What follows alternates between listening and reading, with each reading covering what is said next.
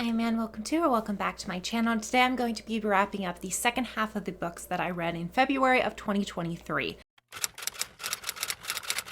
So in total, I read a total of 16 books this month. I think I wrapped up the first 8 or 9 in the previous video that I will link down in the description if you want to hear my full thoughts on all the books that I read in the first half of the month. And then I have 8 books to wrap up in this video. So a lot of these books that I'm wrapping up in the second half of this month, I already wrapped up in my Around the World in 80 Days readathon update. So for all of those books, I read the Bhagavad Gita as it is, and I enjoyed it, but I wasn't a huge fan of this translation or the commentator. So I don't think I enjoyed this copy as much as I did the Bhagavad Gita itself. And I do want to read the entire religious text that this is just like a small excerpt of someday, but that is very long. It would be like reading the Bible or something like that. The next book I read that was for Yemen was The Fox Hunt by Mohammed Al-Samawi, and I gave it 5 out of 5 stars. This one I gave it 3 out of 5 stars for this copy, but I would give the actual Bhagavad Gita probably like 5 out of 5 stars. But The Fox Hunt, I would give 5 out of 5 stars. I loved it. It's about a young man's escape from Yemen during the Civil War in 2015 with the aid of some friends that he makes that are, mostly, I think, American. Really great book. I really thoroughly enjoyed it.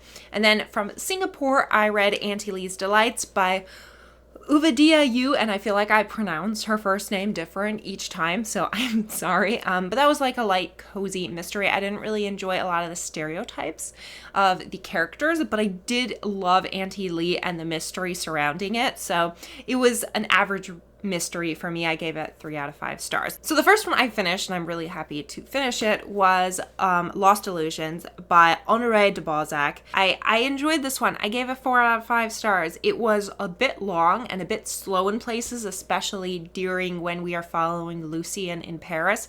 But for the most part, this is a great book following a young poet and idealist who kind of gets his ideals shattered by the harshness of the world. And it's a very interesting book and has made me want to explore more of Balzac's books. Then the next book I read was a book that I've been waiting to read for a long time. I have it ordered from the library like months ago and it just came in. So both I and my husband are actually like buddy reading it together. I finished it and now he is currently reading it. And that is Slaying the Dragon, A Secret History of Dungeons and Dragons by Ben Riggs.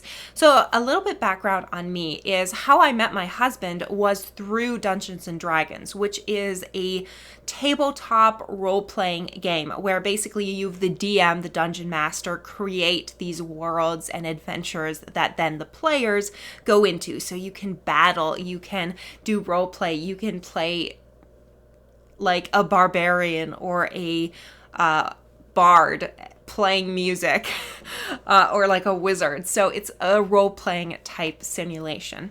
And it originally came out in the 1970s and has adapted a lot since then. And that was how I met my husband. So I have a very fond love of D&D, and my husband has played D&D for a lot longer than I have. He's been playing since high school. This book in specifically focuses on the company that originated Dungeons and Dragons.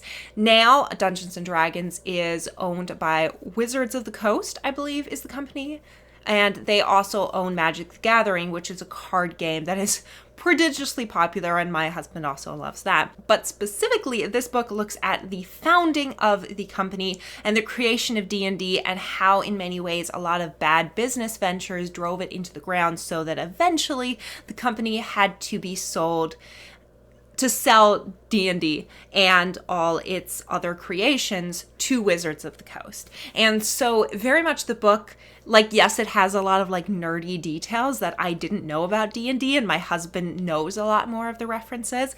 However, it is much more of like a business book. It's about how TSR, which was the company that came up with D&D, how their bad decisions over years of being in business, they were created in the 1970s. They changed management once, but they were into the 1990s. So that's 20 years they were in business before they were sold to Wizards of the Coast. So yeah, I ended up giving this book 4 out of 5 stars. I really enjoyed it. It was really interesting because not only does it talk about the more nerdy things that I enjoy, like Dungeons and Dragons, but it also talks about very interesting business sides of like understanding why do business go bankrupt? Like what causes it? What are all the different elements? And I think Ben Riggs at one point in the book says, you know, TSR and D&D is basically a company that shows all these other companies what not to do. The next book that I read was a reread, and that I should have talked about in Around the World in 80 Days, but that one, it was Around the World in 80 Days, and I read it for the readathon. Now, this is the third time I've read this book. The first time was in high school, and then I reread it, I think a couple years ago, 2 or 3 years ago, and then I finally reread it again. And this was the first time that I read it on audiobook. I gave it a 5 out of 5 stars. I have every time I've read it. My thoughts on it have not changed. But it is interesting because I notice like specific things slightly differently now that I am in my 20s versus when I was in my early 20s or when I was in my teens when I originally read it. So it's interesting how like different things I enjoy more, like in this version, in this time reading it through, I just really love the detective that is convinced that Phileas Fogg is a bank robber.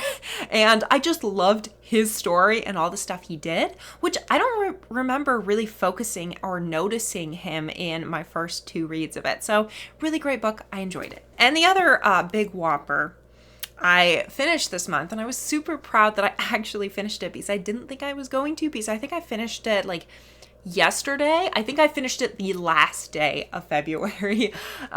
So that is The Rise and Fall of the Third Reich by William L. Shatner. This was a brilliantly written book. So Schur lived in Germany. I think he was in the government, kind of working in near to Hitler. You know, he wasn't super high up, but he was high enough up to like see a lot of the things going on before a lot of the average people in Germany noticed it. So he was in government in 34 to 37, I believe. And so that section for me was the most interesting because it was his firsthand experience. The rest of the book very much documents from the perspective of Hitler,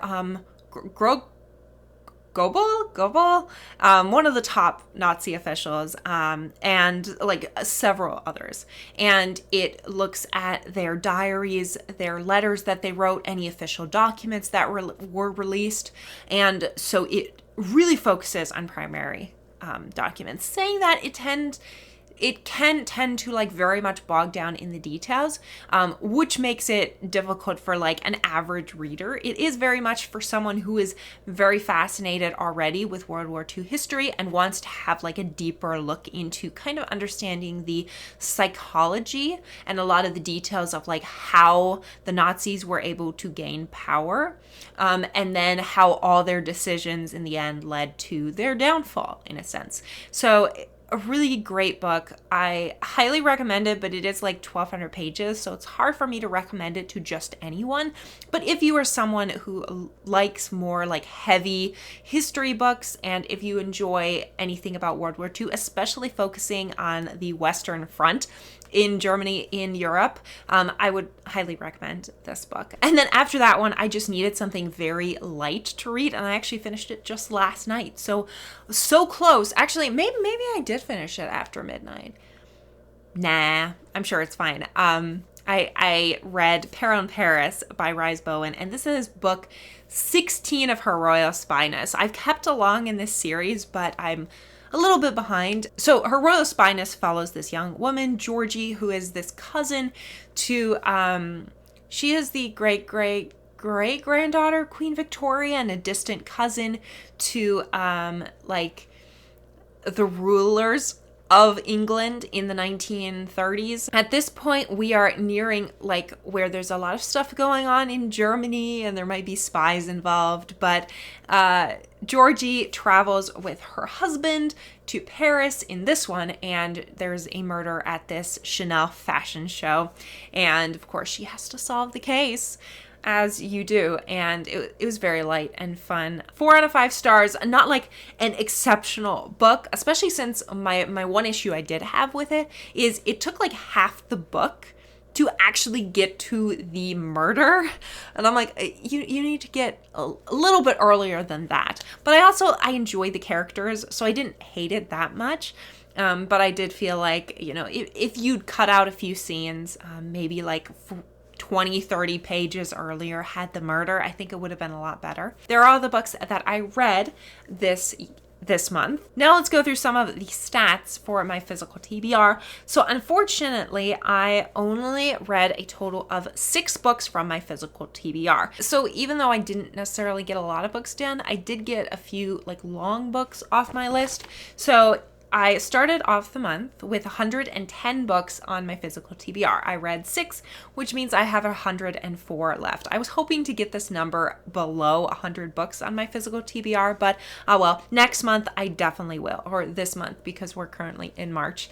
And for pages, I read 2,593 pages, which takes my total page count to read by the end of the year to 48,534. And I'm hoping to do a lot better reading month this coming month, because I know one of the big reasons I didn't read as many off my physical TBR because I did receive so many books for my birthday and for Christmas that I really wanted to prioritize. And currently I only have 4 books left. There are some of my stats and all the books that I read in February. I'm curious, have you read any of these books? How did your reading go in February? Let me know your thoughts down in the comments. Thank you so much for watching. If you like this video, like, subscribe, and I will see you all in the next one. Have a great day. Bye.